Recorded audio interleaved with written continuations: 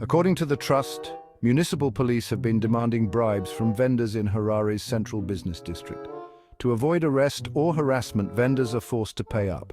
Director Precious Shumba revealed vendors are actually willing to register and pay official fees, if only they were reasonable.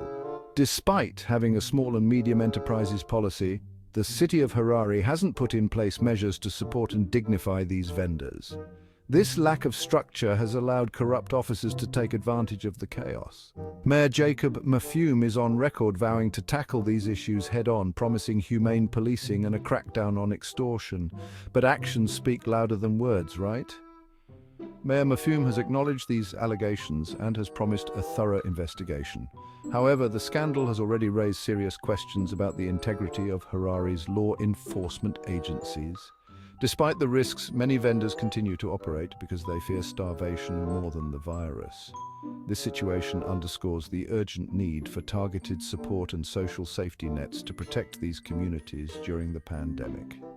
If you found this video insightful, don't forget to like, share, and subscribe for more updates on this developing story. Stay safe and take care.